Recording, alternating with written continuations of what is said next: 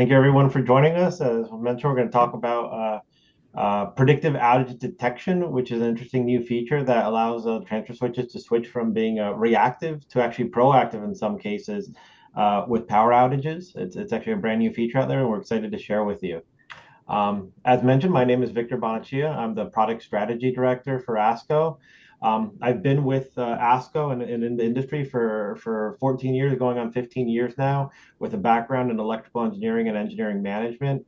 I've been involved in things from supporting sales, product management, product development, things like that, that whole time on everything from transfer switches, supporting the monitoring softwares that we have out there, and architecting all sorts of solutions. During that time, I've developed a couple new technologies, which resulted in several patents, and I've been involved also in codes and standards through NFPA and IEEE for several years now.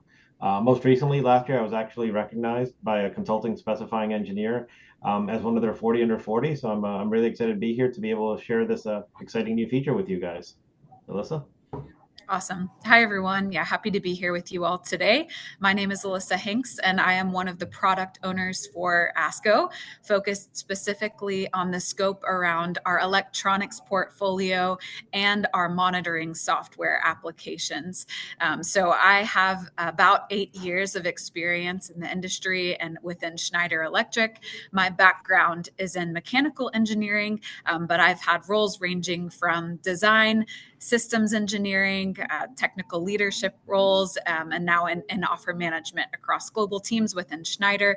I spent quite a bit of time on Schneider Electric's EcoStruxure Power platform focused on IoT connectivity and end-to-end architectures in that space. So I definitely have a passion for digitization and advancing connectivity.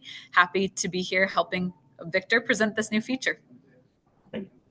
So diving right into it. So where are we coming from? Where does this all start? So ASCO as a transfer switch company, that's one of our primary focuses. We're always looking for ways to continue to improve transfer switching technology, which is a pretty mature technology and a pretty mature market out there. So one of the things that we started thinking about is, well, where are areas that we can continue to improve? And one of the things that one day in a brainstorming session many years ago came up was, well, transfer switches today, one area for improvement is around their controls capabilities and making them more intelligent. And one specific area is that transfer switches are reactive today. They see an outage and then they do something. And it kind of gave us this crazy idea, what if type idea of what if we could potentially predict a power outage before it happened?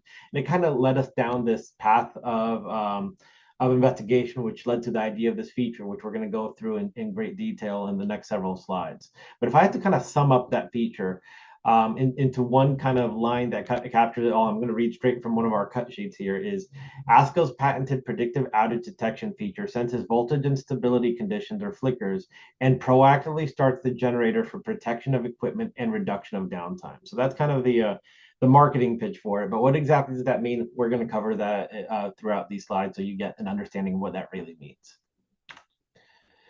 But before we can get into the details of the new feature, we got to make sure that there is a common understanding of some of the background around the basics of transfer switching.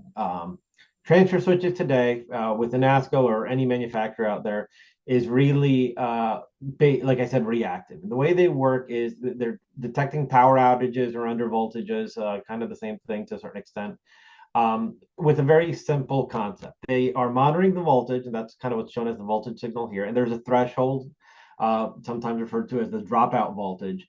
And whenever that voltage drops below that threshold or the dropout voltage, a time delay that's programmed into the controller starts counting down. And if you stay under that threshold until that timer expires, an action is taken. What is that action? It's usually starting the generator and transferring. Now, the important thing is that this time delay, is there for a reason, and it is an important reason. It's to make sure you don't have nuisance transfers or nuisance starting of the generator on every single little blip or fluctuation out there. And even when you set that kind of time delay down to zero, there's still some time delay, a couple hundred milliseconds, just to protect it from, if you have one cycle of outage, right, you don't start the generator and transfer just from that. So there's really no true transfer instantaneously type situation. Because if you did, there's all sorts of fluctuations that are invisible to the naked eye happening all the time on the grid, and you don't want to react to each and every single one because most of them are inconsequential. So that's how switches traditionally work. But that kind of leads to a problem, right? Short, repetitive power interruptions, or flickers, as I'm going to call them, can actually go undetected without the switch taking action. And why is that? Because the power drops below that threshold, starts that countdown timer, but it's a very short interruption. Let's just for the sake of throwing a number out there, say 10 milliseconds or 20 milliseconds, right? It's a relatively short dip underneath. And then it comes back up above that voltage threshold. So there's never actually a sufficient period of time to stay under voltage for that time delay to expire and then for the switch to recognize the outage and take an action. So at the end of the day, what happens is you could potentially be exposing the loads to this kind of flickering back and forth and never actually transfer because these are relatively quick flickers that are going under and then over, and the timers never expire to start the gen or transfer your load, right? Um, Now, the thing is that these kinds of flickers, they can be indicative of a bigger power quality issue and indicative of a potential power failure coming along. The example I'm going to give is I bet most people on this call at some point in their life have been in their house during a thunderstorm or the remnants of a tropical storm or something like that. And it's raining hard, it's super windy, and the lights start flickering out in your house, right? And what was the thing that you guys all probably thought? It's like, oh boy, I hope the power doesn't go out. And you said that out of experience because you know that the flickering lights mean something's going on. And in the past, you've experienced a power outage shortly after you started to see the flickering, right? So what we realize is we can use these flickers as a potential indication of a power failure coming down the pipe, right? And that you could actually potentially take action on that. The other thing is that even if no power failure occurs, no sustained power failure occurs after that flickering, those flickers themselves can actually be damaging to your loads. If you actually, I'll talk on a personal experience. I remember a couple of years ago, I had a similar situation in my house. It was a storm. There was no sustained outage, but there was flickering and the lights going out because the storm hitting the power lines and things like that. What actually ended up happening is it ruined the compressor in my refrigerator, and I had to buy a new refrigerator because that flickering instability was damaging to my fridge and it destroyed that compressor. Um, so other loads, you can imagine much more sensitive loads in other scenarios. I'm just using these analogies because you can probably relate to them at a personal level. But other loads, in sensitive locations are obviously going to be sensitive, and you don't want to expose them to this kind of flickering either, right? So that's another benefit of being able to detect and keep an eye out for these flickers. So we kind of made these realizations after that brainstorming session, and we kind of sat on that idea for a while, right? We didn't really pursue it. We had other priorities as a business, as I'm sure you can all relate to. But then over that, a little bit shortly after that, after some time, a couple of things we realized through conversations with some of our customers. We were actually visiting a hospital on the West Coast, doing unrelated voice of the customer activities as you would for any business, just to understand their needs and their problems and how could we serve them better. And out of nowhere, even though we were there to talk about a totally unrelated thing, they brought up to us the fact that they often have flickering conditions in their hospital facility during some windstorms that they get, and it's an area that gets very frequent and very severe windstorms. And apparently, their above ground power lines had some sort of issues somewhere in that transmission line side. And they would get that flickering in the hospital that they obviously didn't want to deal with. So whenever that happened, they'd have to rush and send all their facility technicians down into the equipment rooms and manually transfer all their equipment over to generator power until the storm passed, so that they wouldn't be subjecting everything to that. And we had already talked about this feature. We thought, you know what, that's actually the perfect use case for what we just talked about here. And then at the same time, this wasn't necessarily a new application, but we started to connect some dots of air traffic control towers, knowing that it's actually a standard practice for some sites that have air traffic control towers, that whenever a storm was incoming, a large thunderstorm, things like that, even before the storm reaches them, what they'll do is they'll start the generators and transfer over to generator power. That way, if there is a problem with the power during the storm itself as it's passing, they don't have that downtime of having to wait for a generator to start and transfer over, right? So they wanted to take proactive measures, even if at the end there is no power outage, to protect themselves from the potential of an outage, right? And they wanted to do that whenever possible, right? So we started realizing, okay, well, flickering is a real issue out there. And these are just two examples of the feedback we've gotten. And there are people out there wanting to take proactive measures in their critical operations and not expose themselves or have to wait for a generator to start up or anything like that. And that kind of validated this idea. So we kind of went forward, and that's what led to the creation of a feature that we're calling predictive outage detection. And I'll pass it on to Alyssa to walk you through that. Great. Yeah. So, what's our response to these issues that we heard of in the field, and what is the solution that we've implemented?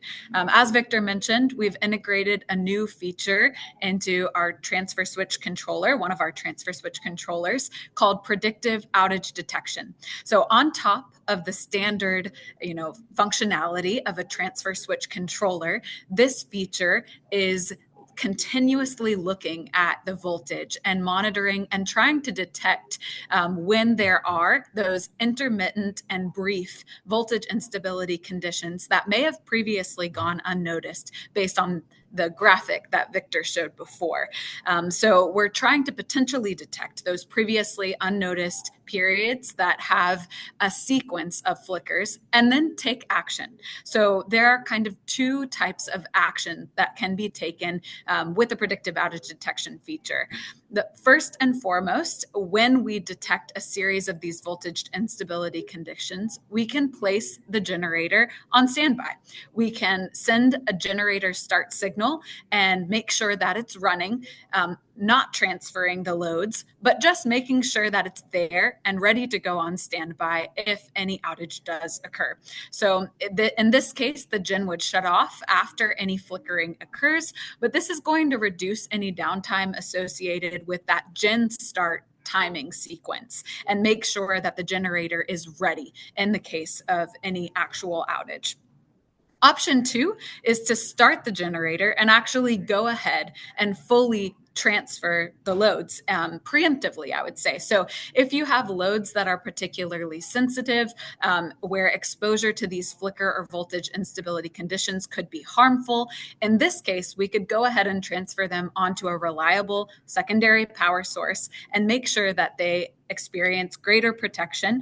It will minimize the chance as well of them being exposed at all to a full outage. So those are kind of the two sequences of operation this feature can take action with.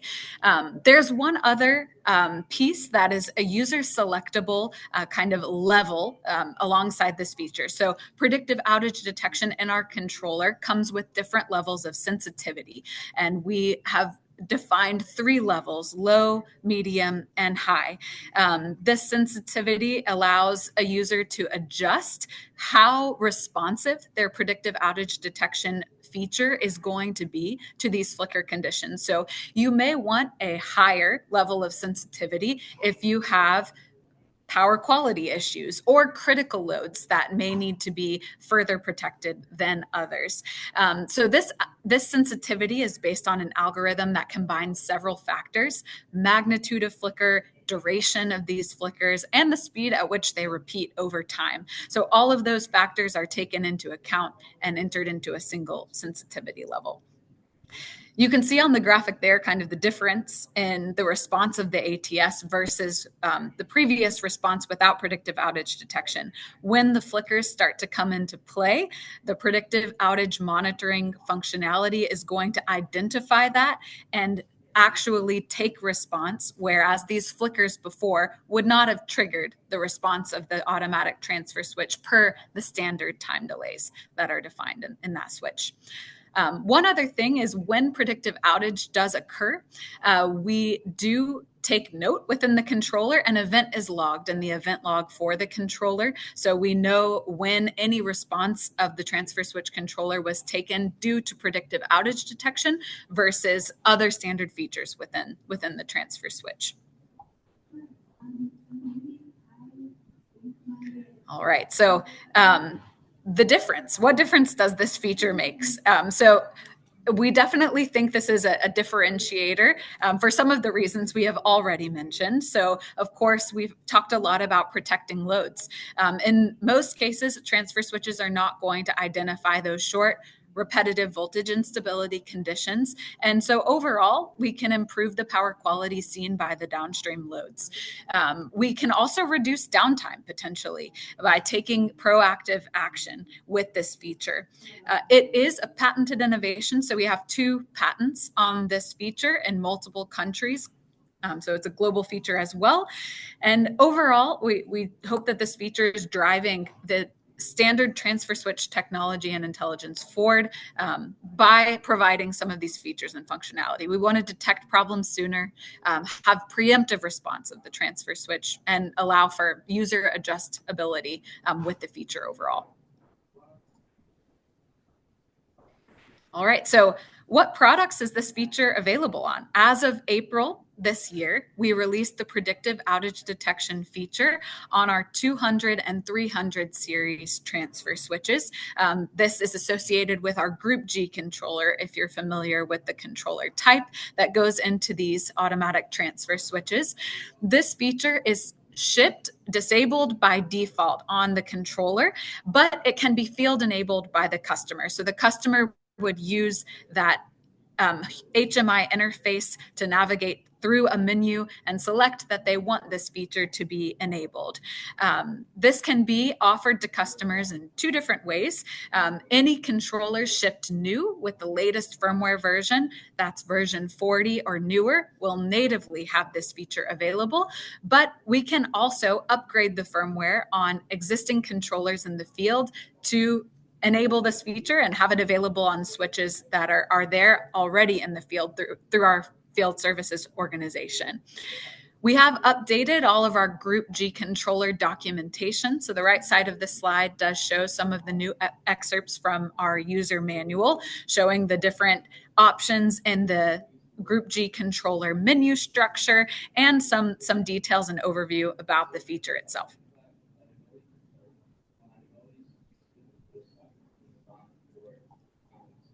Think we can move past that one. So yeah, just one final summary slide that can kind of be put in your back pocket or arsenal as you're sharing this feature with others. This is an overall summary of the feature itself, the benefits it brings. But I really want to draw your attention to some of the links on the right side of the slide. So these slides will be shared with you all, and there are links to a specific data sheet describing the feature and some of our existing data sheets on our 300 series and 200 series products and our Group G controller that have been updated to include all the information about this feature across the board. We have also created some QR code links to some of that documentation as a whole. So feel free to take the time to scan these QR codes. There's one on the right side of the slide as well for you all to contact your local ASCO sales reps with any questions you may have. But at this time, I think we'll take any questions about predictive outage detection and the feature overall. Thank you, Alyssa and Victor. So far, there's one in the Q&A. How long does voltage need to dip beneath threshold for the voltage selector switch to power on the generator? Voltage selector switch. I'm not sure what you're referring to by the voltage selector switch. If you're referring to the predictive outage detection feature, there's not a clean answer to that actually. As Alyssa mentioned, there's a couple different sensitivity levels, low, medium, and high, and that really dictates how quickly we respond to those flickers. But the reason it's not a clean answer because there's 3 different variables that we're looking at, and based on the severity of each of those, we react differently. Those are the magnitude of each flicker. So is it a drop of the voltage all the way down to 0 versus a drop that's only going down to say 50% of nominal voltage or 75% nominal voltage, right? The quicker, the bigger that dip is, the faster we respond. There's the duration of the individual flickers. So if you have several flickers that have a duration of, let's say, 25 milliseconds versus several flickers that have a duration of 10 milliseconds, we're going to react faster when they're longer flickers. And then lastly is the frequency of the flickers. If you're having these flickers happening at a rate of, again, I'm just making up numbers right now, don't hold me to these, 5 flickers per second versus 5 flickers every 10 seconds, you're going to react much quicker when they're happening much more frequently. When you get long enough, you wouldn't even consider it flickering anymore, just individual power anomalies, right? So at the end of the day, we look at all three of those things, and there's like an algorithm that weights each of those. And the combination of all those determine how quickly you react, right? So if you're have more severe flickers, but they're not happening as frequently versus not as severe, but they are happening frequently. So it's hard to give you one number because it's going to be relative to all those other aspects as well. So right now we just say low, medium, and high for that. Okay, and then at what point did this technology start appearing in 300 series ATSs? Will this roll out to the 7000 series? I can take this question. So we did release this feature in April of 2025, and our plants began rolling out the latest firmware version 40 on the Group G controller at that time. So any controller that has shipped April of this year or sooner should natively have the feature. As I mentioned, you can use the info screen of the Group G controller to check on that firmware version to confirm if an existing Group G controller in the field does have this feature available, or you can request an upgrade by field services to make sure that the firmware on your existing Group G does get updated to include this feature. In terms of 7000 series availability, this feature is not yet available on the 7000 series. It is on our broader roadmap for that product, but it is not available today on our 7000 or 4000 series products. Okay, I think that the next question was kind of the same thing about asking about the 4000 and 7000. So I think that answered both of those. So does anybody else have any questions?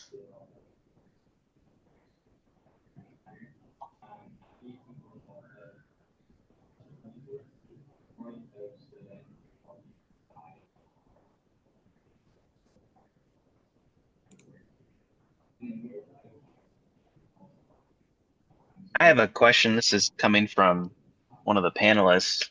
Um, I'll ask you guys. I'm curious, do you guys expect that there will be any machine learning as a part of this in the future, in the sense that it will, do trend analysis, log these instances, and then make recommendations for the types of settings and the expectations of, different things like that? Is that something that you guys expect to see in the pipeline at some point?